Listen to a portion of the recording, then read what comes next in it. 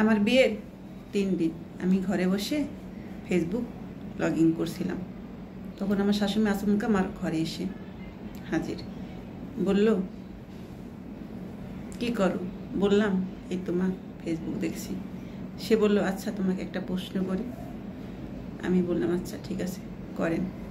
সে বলল, ধরো আমি আর তুমি মিলে একটা দোকানে গেলাম, মার্কেটে গেলাম কেনাকাটা করতে। সেখানে যদি জিজ্ঞেস করে আমি তোমার কি হই, তখন তুমি কি উত্তর দেবে? তার কথা শুনে আমি চুপসে গেলাম, ঘাবড়ে গেলাম। সহজ প্রশ্নটার উত্তর কি করে দেব, কি বলবো, দিশে পাচ্ছিলাম না। তখন বললাম, ভেবেই কথাটা বলে ফেললাম। এদিক সেদিক আর ভাবলাম না। বললাম, কেন বলবো, আমার মা হয়।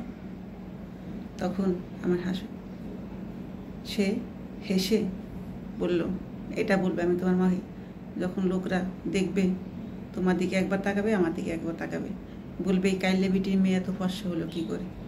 তখন সে মনে মনে কত কিছুই ভাববে। শোনো, একটা কথা বলি, তুমি আমার ছেলের বউ। আমি বলবো না ও আমার মেয়ে, তুমিও বলবে না আমি তোমার মা। কারণ মেয়ের মতন তুমি আমার মেয়ে নও, আমি তোমার মায়ের মতন, কিন্তু আমি তোমার মা নই। তাই কোনো কিছু না ভেবে চিনতে সোজা বলবে আমার শাশুড়ি মা। তার কথা শুনে আমি চুপ করে তার দিকে তাকিয়ে রইলাম। সে বলবে সে আমার মাদারিং লং। ঠিক আছে। আমার শাশুড়ি খুব সুন্দর কথা বলল যে সোজা কথা সোজাভাবেই উত্তর দেবে, আমি তোমার যা, তুমি তাই বলবে। ঠিক আছে, অত আদিক্ষেতার কোনো দরকার নেই। আমি তোমার শাশুড়িমা হয়ে থাকতে চাই। ঠিক আছে, এটা হলো আদিক্ষেতা যে তুমি আমার মেয়ের মতো, আমি তোমার মায়ের মতো, কিন্তু আমি তোমার আপন মা নই। তুমি আমার মেয়ের মতো, তুমি আমার মেয়ে নাও। তাই যেটা সত্য ঠিক সেটাই বলবে। ঠিক আছে, এটা নিয়ে অনেক শাশুড়ি বউর ভিতরে অনেক যুদ্ধ, অনেক ঝামেলা হয়, কিন্তু এটা ঠিক কিনা। তারপরে আমি চুপ করে তার কথাগুলো শুনলাম। তারপরে সে আমাকে বলল, তোমাকে একটা কথা বলি, মনোযোগ দিয়ে শোনো, কারণ তোমরা এই যুগের মেয়েরা সবসময় মোবাইলের দিকে নজর থাকে। তখন আমার হাতে থাকা মোবাইলটা আমি শাড়ির ভিতরে লুকিয়ে ফেললাম, কিছু বললাম না।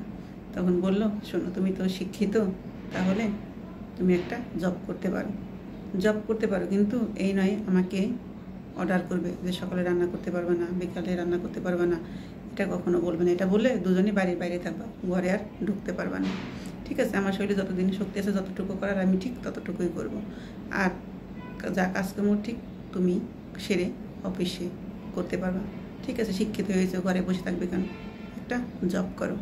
আর আমরা চেষ্টা করবো আমাদের সম্পর্কটা মধুর করে রাখতে। ঠিক আছে, মা মেয়ের মতোই, যাতে আমাদের সংসারে কোনো অশান্তি না হয়। ঠিক আছে, আসলে আমার শাশুড়ির কথাগুলো শুনে খুব ভালো লাগলো। এরকম শাশুড়ি ঘরে ঘরে হতো। ঠিক আছে, কতই না মধুর দিন কাটতো। এটা এক বোনের জীবনের গল্প ছিল।